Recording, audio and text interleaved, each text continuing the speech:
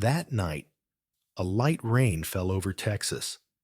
Not heavy enough to be alarming, but just enough to make the roads slick and fill the air with that damp, earthy smell that seeps into everything. I was driving my Range Rover away from Elion's headquarters after a short call from Hannah, my personal assistant.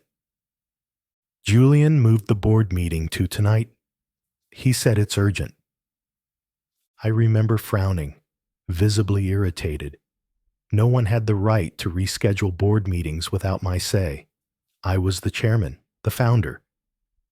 But Julian was the executive vice president, and he had also been my best friend since college. I trusted him like family, or at least I used to. I tried calling him back, but it rang unanswered, going straight to voicemail. No messages, no explanation. The sky darkened further.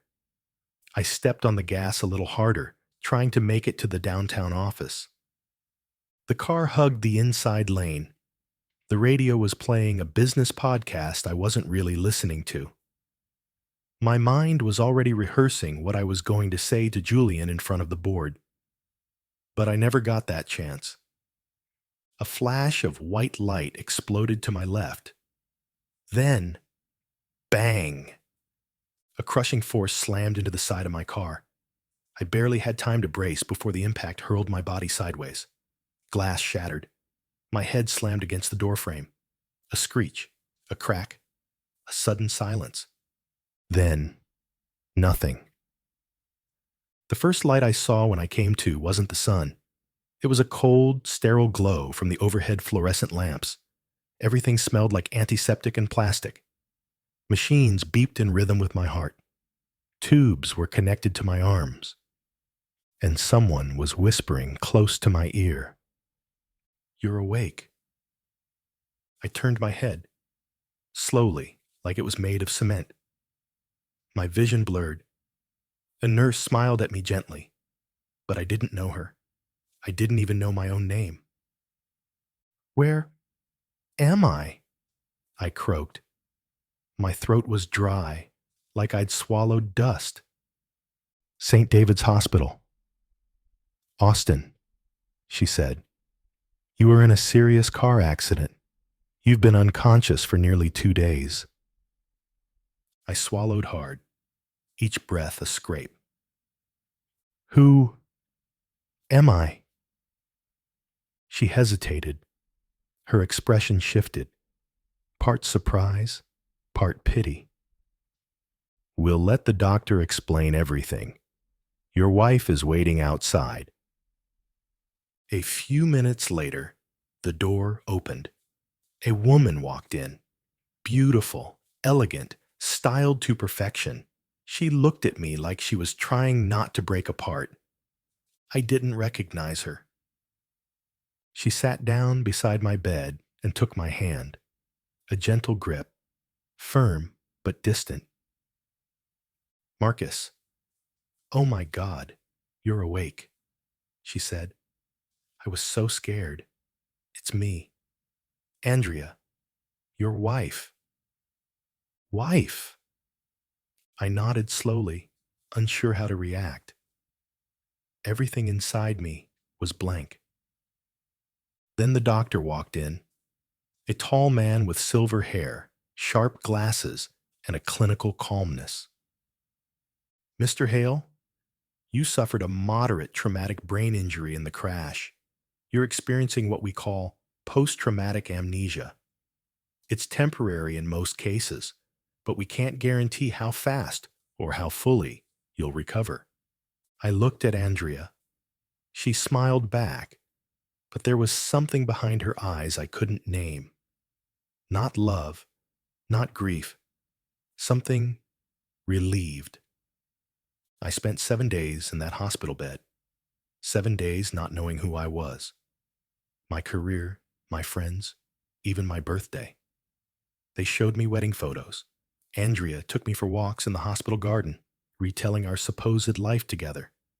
But everything felt off. Like I was playing the lead in a play and someone had burned the script. On the 8th day, Julian visited. He brought flowers and a bottle of wine. My favorite, he said. "Hey, Marcus, old buddy," he smiled. "You scared the hell out of us, but welcome back." I watched him. Smart eyes, polished voice, charismatic smile. But there was something cold behind his gaze. I didn't remember Julian, but my instincts whispered clearly, don't trust him. I didn't know which was worse, waking up with no memory of who I was, or the feeling that everyone around me was hiding something. The days blended into each other like diluted paint. Andrea was always there, calm, affectionate, attentive. She brought in homemade food, retold stories from our past, showed me photos of trips to Santorini, Tokyo, Aspen. Each story came out like a rehearsed script, too polished, too perfect. I listened, I smiled, I nodded, but inside, I felt nothing. I wasn't in those photos. At least the man I was now wasn't. The doctors were kind, patient. Dr. Rowe, the neurologist, came every morning and asked the same questions. Do you remember your name? Any recurring dreams? Do you hear voices in your head? I answered honestly. I didn't remember anything. No dreams, no voices. Just a hollow space where my life should have been. Dr. Rowe explained my condition in calm, clinical terms. I had suffered a grade 2 traumatic brain injury. The hippocampus, the part responsible for memory, was likely inflamed. Recovery was possible, but unpredictable. It's best not to force anything, he told me. Let the memories return naturally. Pushing too hard can cause more harm than good. So I waited and watched. Andrea painted the picture of a perfect marriage. She talked about our wedding in Italy, how we built Ilion together, how I was the visionary and Julian the executor. She told me I was once a brilliant strategist, a respected CEO, a man with powerful instincts. And yet, everything about her felt wrong. Too gentle, too polished, like someone carefully guiding a man back into a role he no longer belonged to. Julian visited a few times. Each time, he checked on me with the concerned demeanor of a longtime friend. But I noticed something strange. He never asked how I was feeling. He always asked what I remembered. Do you recall anything about the last quarter's board meeting? Any chance your memories improved this week? His words were wrapped in smiles, but they tasted of calculation.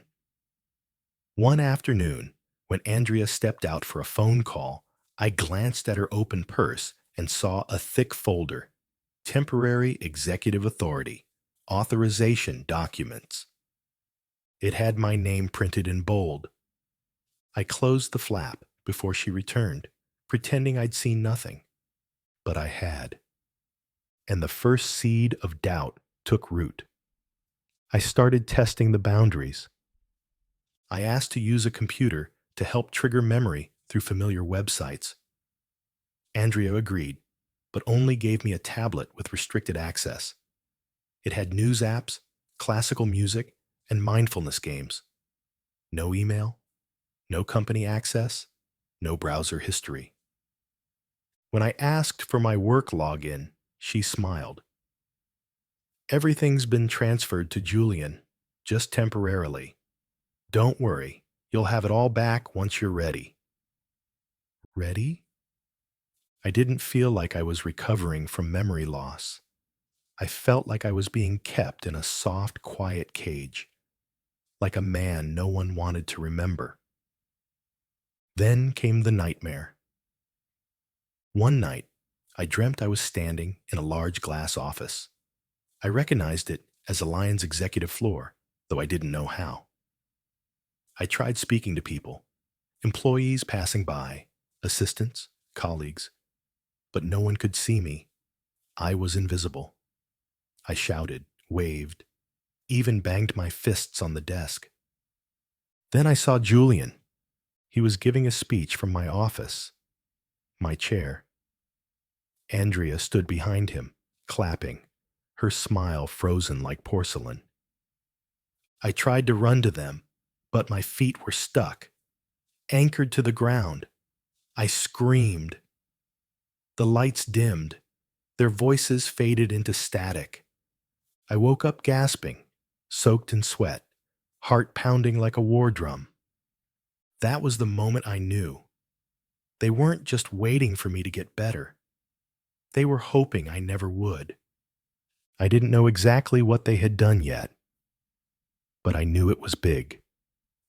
I knew I wasn't the man they wanted back. And if I wanted to survive this, I had to start pretending. The first real memory came to me while brushing my teeth. I was staring at myself in the hospital mirror, unshaven, pale, hollow-eyed, when suddenly I saw a boardroom. Just a flash. A dark walnut table, a blue logo on the wall, Julian's voice saying something I couldn't quite hear, Andrea sitting opposite me, with her hands folded tightly, her mouth tight.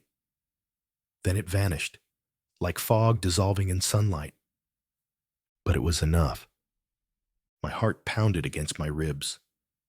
My hand clenched the sink. Something was coming back. Over the next few days, more fragments began to surface. The number 27, the number of floors in Elion's main office, the exact position of a scuff mark on the conference table, something only I could have noticed. The smell of Hannah's vanilla-scented notepad when she placed it in front of me before every weekly strategy session. These weren't full memories. They were pieces. But each one clicked into place, like tiles of a mosaic. I didn't tell anyone. Not Andrea. Not the doctors. Certainly not Julian. I knew if they found out I was remembering again, they'd change their game. Maybe even isolate me entirely. No, I had to stay invisible, just like in the dream. But this time, I'd be invisible by choice. I smiled more, nodded when Andrea talked about our life. Let Julian quiz me without giving too much away. I asked for a laptop. To help rebuild my personal journal, I said. Andrea agreed readily, proud that I was trying. She gave me a brand new MacBook, completely clean. No accounts, no history, just some mindfulness apps and a few PDFs on recovery. I thanked her with a kiss on the cheek. Then, when she left, I booted it into safe mode and accessed an old email I remembered from deep within. A backup account I had used to correspond with one person who might still believe in me. Hannah. I sent her a single message. If you're still at Elion, reply with a picture of my desk. Do not ask questions. Do not respond openly. Everything is wrong. I waited almost 20 hours. Then, without subject line or text, a photo arrived. It was a picture of my desk, taken from an angle only someone close to me would know. In the photo, there was a green leather-bound notebook sitting just beside my monitor, the exact same notebook I'd given to Hannah on her 3rd work anniversary, engraved in gold. Fidèle dans le silence. Loyal in silence. That was all the confirmation I needed. 3 days later, she came to the hospital. She didn't come to my room. She dressed as a courier, dropped off a delivery to the front desk, and left without a trace. Inside, the envelope was a flash drive, a notebook, and a note in red ink. Don't trust anyone. They're selling the company. I locked myself in the hospital restroom and plugged the flash drive into the MacBook. Inside, transaction records, internal memos, shell company agreements, and a signed document transferring my majority shares. Something I never remembered signing. There were also recordings. Julian's voice. Marcus won't ever remember enough to fight back. And if he does, we'll claim mental incompetence. Legally, he's done. Andrea's voice. Are you sure we shouldn't slow down? Number. If the Minsung deal goes through, Elion is ours. We can phase Marcus out permanently before he even steps foot in the building again. I read. I listened. I watched. My blood didn't boil. It froze. They hadn't just stolen from me. They had erased me. Every piece of the puzzle was now clear. The emergency board meeting that never happened. The temporary transfer of control. The forged signature. The hospital isolation. The carefully rehearsed stories. Julian and Andrea hadn't waited for me to die. They'd ensured I'd be forgotten, even if I survived. I stared at my reflection in the black laptop screen. There were no more questions, only plans. I messaged Hannah. Start gathering all board records from the past 90 days. Audio if possible. Stay off the grid. You are my eyes. She replied instantly, and you are the voice Elian is waiting for. I closed the laptop as Andrea walked in, carrying a tray of croissants and orange juice. I smiled, took the tray, kissed her hand. I was still in the role, still the man who forgot. But behind my eyes, a storm had returned, silent, precise, relentless. 42 days after the accident, I was discharged from the hospital. Andrea picked me up in a sleek Porsche Cayenne I didn't recognize. She greeted me with her usual warmth, brushing my arm lightly, asking if I wanted to stop at my favorite coffee spot, or if I'd prefer she cook dinner at home. I agreed to everything without comment. I was still wearing the mask of the confused but grateful husband. But the house she took me to wasn't the home I remembered in flashes. The one with the koi pond and the wooden deck in Elmside. That house, she said, had been rented out temporarily while you were recovering to help with finances. Instead, she'd moved us into a penthouse once used as a corporate guest suite. Cold, glassy, immaculate. It didn't feel like a home. It felt like a showroom. A place meant to impress, not to live. I stayed quiet. For now. 3 days later, I returned to Elion's headquarters. Not through the front door, no grand entrance. Hannah arranged for me to slip in through a side loading bay, using an old security badge she had reactivated. I wore a baseball cap. No one noticed. She met me in a forgotten file storage room down in the maintenance level. Her hair was pulled back tight, no makeup. Her face was more intense than I remembered. You shouldn't be here, she said. Julian is working on getting the board to officially remove your name from executive documentation. He's using your fragile mental state as leverage. I nodded. I need to see everything you found. She didn't hesitate. She pulled out a battered laptop and opened a secure folder. Inside were dozens of files, audio recordings, emails, transaction records, internal memos. She played one clip first. Julian's voice. Marcus won't come back. And if he does, legally, he's already out. Andrea is his wife. She signed off on all the power transfers. Once the Minsung deal goes through, Elion belongs to us. A chill ran down my spine, but I said nothing. Hannah showed me the details. Julian was preparing to sell 68% of Alliance equity to a Korean telecom giant named Minsung. The deal was masked through 3 shell companies to avoid legal exposure.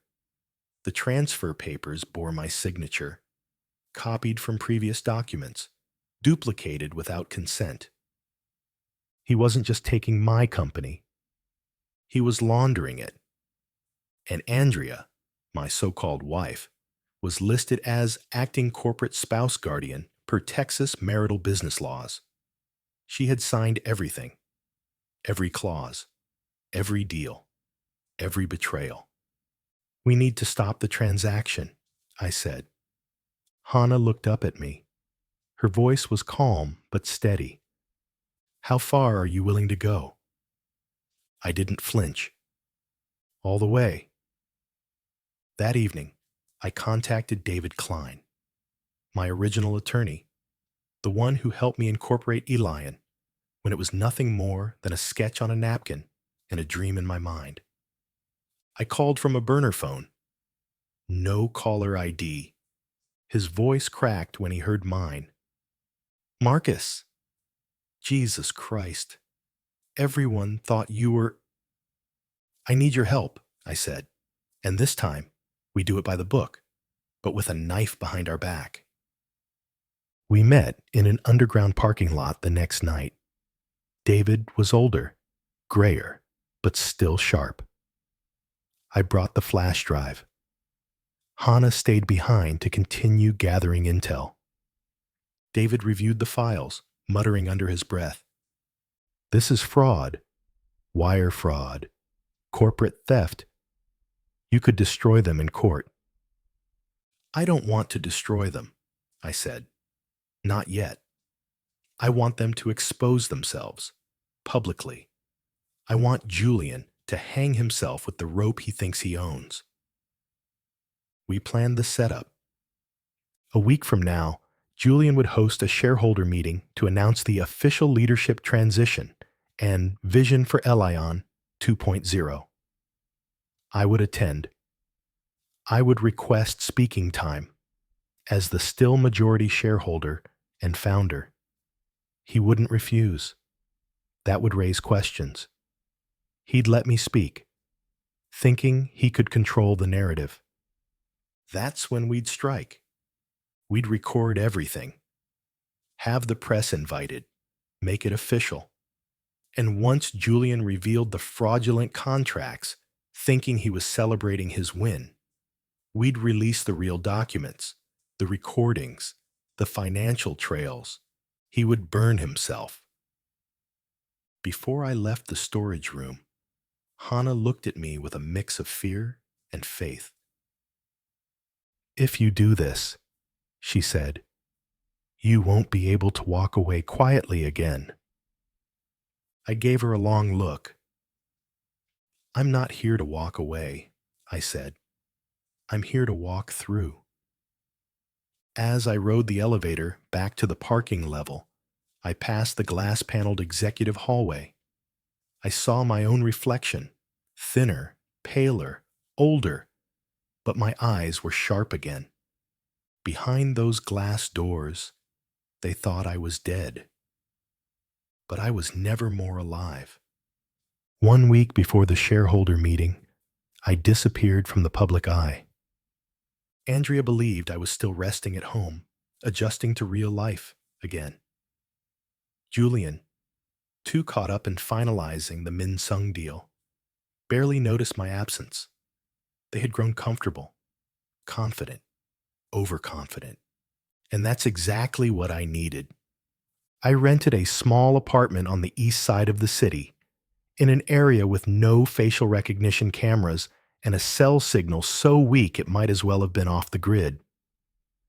Hannah helped me set up a clean server, encrypted, offline, where we began storing every piece of evidence she'd collected. Emails, meeting transcripts, financial trails. Nothing touched the cloud. Nothing could be traced.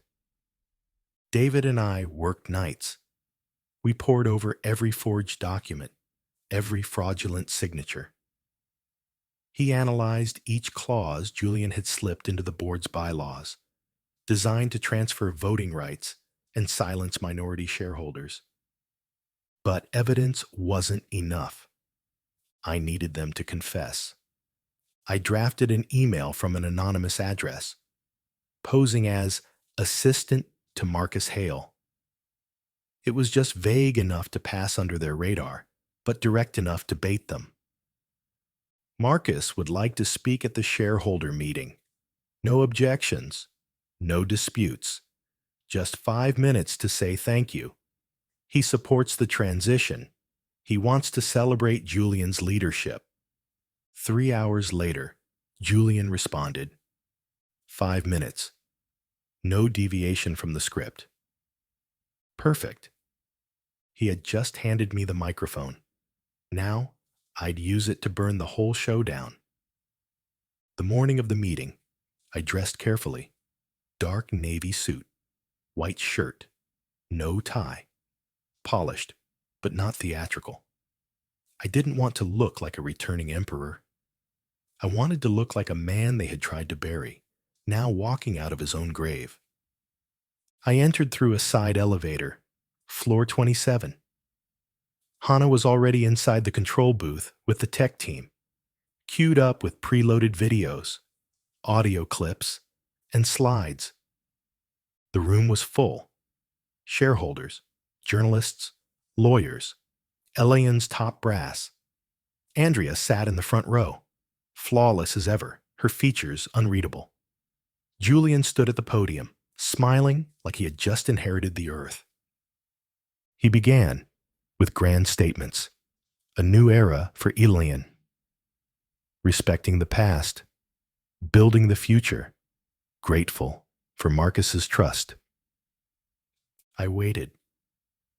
Then came my turn. I walked onto the stage. Murmurs filled the room. Some gasped, a few clapped. Andrea's fingers curled around her clutch. Julian's smile didn't flinch, but his eyes did. I stepped up to the mic. My name is Marcus Hale, I began. And I am the founder and rightful chairman of Elion. Dead silence. I have been absent due to a car accident and temporary memory loss, but let me assure you now, I remember everything, and what I've uncovered in these past few weeks is not a story of legacy. It's a story of theft. Gasps, shifts in seats, whispers. I gestured toward Hannah in the booth. She cued the first clip, an audio recording of Julian speaking in private. Marcus won't remember anything. Even if he does, we'll claim mental incompetence. Once the deal's done, we're untouchable. Another clip, Andrea's voice. Are we moving too fast? He's practically a ghost, Julian replies. Then the financial spreadsheets, wire transfers through shell companies, ownership documents, my forged signature, everything, projected 10 feet tall on the LED screen behind me. I didn't raise my voice. I didn't look angry. I let the evidence speak. This company, I said quietly, was not built with theft. It was built with vision, with sacrifice, and with trust. And those who violate that trust don't deserve to lead it. David stepped forward and handed a folder to the board. Filed this morning, I said, a formal injunction against the Minsung sale, and a motion to remove Julian West from the board for cause, fraud, breach of fiduciary duty, and conspiracy. Julian tried to speak, but no one was listening. Andrea stared at me. For the first time, I saw something crack behind her eyes. It wasn't fear. It was resignation. She stood up quietly and walked out, heels echoing down the marble hallway like the final lines of a song. I walked off stage without looking back. Not because I didn't care, but because I no longer needed to. I had just taken back my name. Julian was handcuffed right there in the boardroom. He tried to keep his composure, calm, rational, but I could see the tremor in his fingers when two plainclothes officers stepped forward, presented a warrant, and read him his rights: fraud, document forgery, conspiracy to embezzle corporate assets. He opened his mouth to speak, something about misunderstanding, that it was a corporate formality, that I had approved it all. But Andrea was already on her feet. She didn't even glance at him. She clutched her designer purse like it was the last anchor in a sinking ship and walked out of the room without a word. I didn't follow her. People like Andrea don't need to be chased. They run on their own. They don't look back. Not until the ground beneath them is already gone. 3 days later, my legal team received a notification. Andrea had retained criminal defense counsel and submitted a statement to the district attorney. In it, she shifted every ounce of blame onto Julian. He manipulated me. I didn't understand what I was signing. I thought Marcus would never regain memory. I never meant for this to happen. She had once toasted champagne with him at investor galas. Now she was cutting his throat to save herself. David, my attorney, didn't even smirk when he read the transcript. He simply poured us each a glass of scotch and said, "In the end, the truth always devours the liar first." I spent the next week meeting with shareholders, not to convince them, not to beg, but simply to show them what had happened. I laid out the entire sequence of betrayal: the phony emergency meeting, the forged power of attorney, the manipulated bank transfers, the hidden shell companies. I explained my silence, how I waited for memory to return, and when it did, chose not revenge, but precision. Not a single one blamed me. In fact, several board members apologized. But I didn't need apologies. I didn't need applause.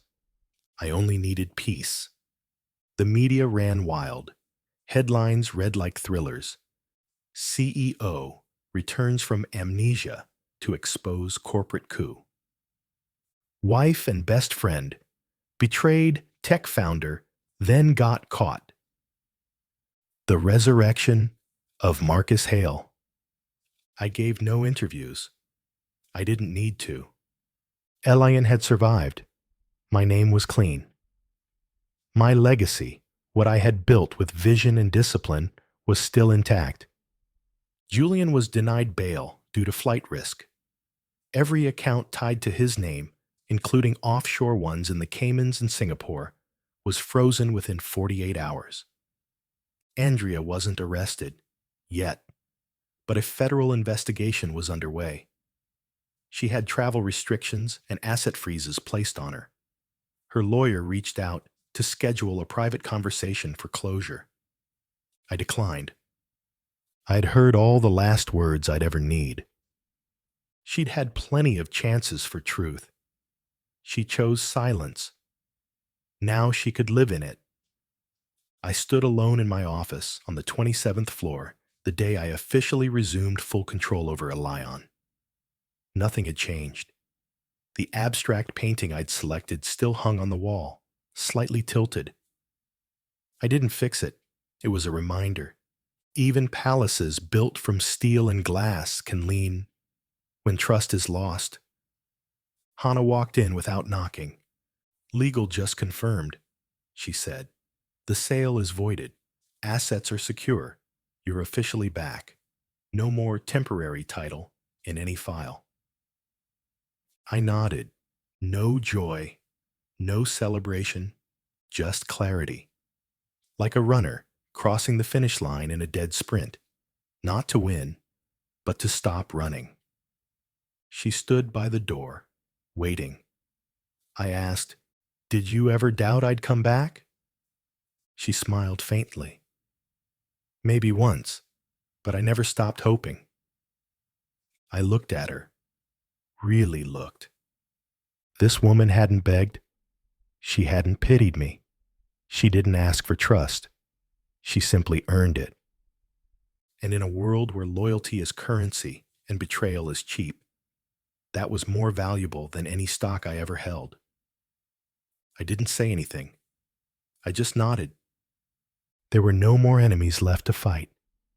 Now, there was only what came next. 3 weeks after the shareholder meeting, Andrea appeared in court. No designer dress, no red heels, no makeup to hide behind. She wore a simple white blouse, gray slacks, and a look that tried hard to resemble humility. But I knew better. This wasn't remorse. It was strategy. Her legal team argued that she had contributed emotional and logistical support during my years building Elion, that she had provided essential care during my recovery, and that she deserved equitable compensation for the trauma of our separation. I said nothing. I didn't need to. We had no children, no joint properties that weren't already legally mine. The only thing left to divide was the space between us, and that I was more than happy to surrender. I signed the divorce papers with one smooth stroke. Andrea didn't look at me. I didn't look at her. When people betray each other this deeply, they don't need a goodbye. They've already said it 100 times in silence. Outside the courthouse, the city buzzed on like nothing had happened. Cars honked. Coffee shops hummed. Life didn't pause for the ending of a marriage, especially one built on appearances. I took a long breath of Austin air, hot, dusty, real. That night, I returned to my office, not to work, but to sit. I poured a cup of coffee, stood at the window on the 27th floor. Below me, the lights of the city blinked like quiet witnesses. Elion had survived. I had survived. And now I was finally free. Free not just from Andrea, but from the version of myself that had needed her. The version that thought loyalty was owed, not earned. Hannah knocked once, then entered, holding 2 mugs of tea. "No scotch tonight?" I asked. She smiled. "You already won. No need to toast." I chuckled. "Do you think she regrets it?" I asked. "Andrea." Hannah thought for a moment. "Maybe, but that's not your question anymore." She was right. Her answer wasn't cold. It was clear. And clarity, I've learned, is a more powerful antidote to pain than closure ever will be. We sat in silence for a while. Then I asked, "How long do you plan on staying at Elion?" She tilted her head. "Until you don't need me anymore." I looked at her, really looked at her. This woman had never asked for anything. Not validation, not promises. She had stayed because she believed. She had fought beside me not out of duty, but conviction. I didn't know if that was love, but I knew it was something real. I touched my mug to hers, not as a toast, but as a quiet acknowledgement. I was free, not because I'd won, but because I had finally let go.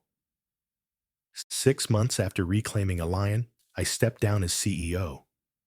No scandals, no pressure, no health scare. I simply walked into the boardroom one morning and said, "I've done what I came back to do. Now it's your turn."